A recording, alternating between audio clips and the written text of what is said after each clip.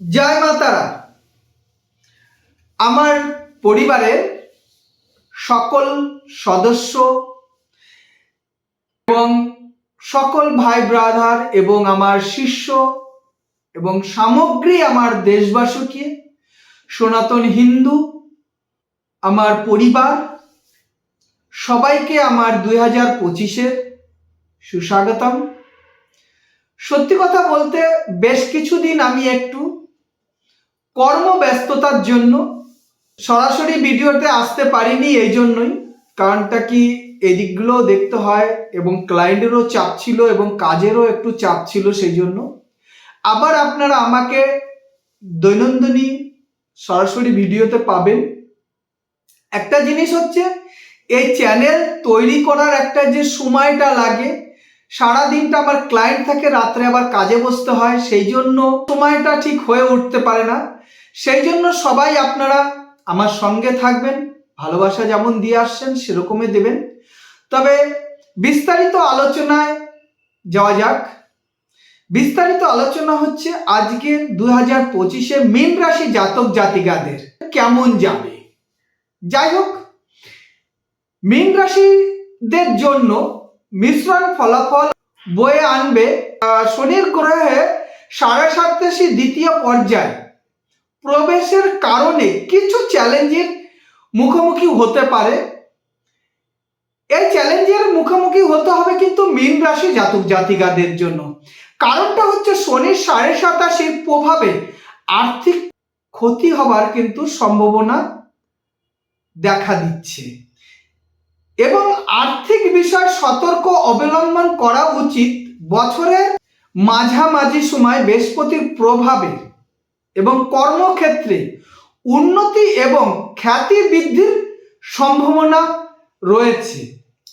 2025 সালে আপনাদের কর্মক্ষেত্রে নতুন সুযোগ আসতে পারে। যারা নতুন কাজ খুঁজছেন তাদের জন্য এটি একটি ভালো সময় হতে পারে। 2025 সালে আপনাদের কর্মক্ষেত্রে নতুন সুযোগ সুবিধা আসতে পারে। যারা নতুন কাজ খুঁজছেন তাদের জন্য এটি একটি ভালো সময় হতে পারে। এই বছরের মাঝামাঝি আর্থিক অবস্থা উন্নতি হবে, তবে খরচের দিকটাও কিন্তু একটু নজর দেওয়া উচিত। বিনিয়োগের ক্ষেত্রে সাবধানতা অবলম্বন করা খুবই জরুরি। যারা নতুন কাজ খুঁজছেন তাদের জন্য এটি একটি ভালো সময় হতে পারে। এই বছরের মাঝামাঝি আর্থিক অবস্থার উন্নতি হবে, তবে খরচের দিকটাও নজর দেওয়া জরুরি। বিনিয়োগের ক্ষেত্রে সাবধানতা অবলম্বন করুন। এপ্রিল, মে এবং আগস্টে মাসের জীবনে পজিটিভ এনার্জি বজায় থাকবে এবং সফলতার সম্ভাবনা বেশি। আপনি যদি চান আপনার আর্থিক অবস্থা ভালো হোক, তাহলে এই সময় আপনি কর্মজীবনের দিকে বেশি মনোযোগ দিন। নতুন ব্যবসা বা নতুন বিনিয়োগ করার সিদ্ধান্ত নিতে পারেন। স্বাস্থ্যগত দিকটা আপনার এই বছরে কিছুটা চ্যালেঞ্জিং হতে পারে।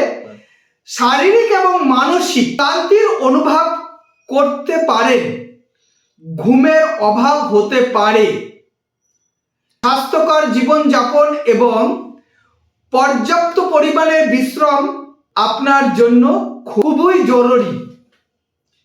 যোগ ব্যায়াম বা মেডিটেশন মনোযোগ দিলে আপনি উপকার পাবেন। মীন রাশি জাতক জাতিকাদের 2025-এ শিক্ষার্থী যারা আছেন, শিক্ষার্থীদের জন্য এটি একটা ভালো বছর হতে চলছে বা হতে পারে। উচ্চ শিক্ষার জন্য চেষ্টা করছেন তাদের জন্য সফলতার সম্ভাবনা রয়েছে।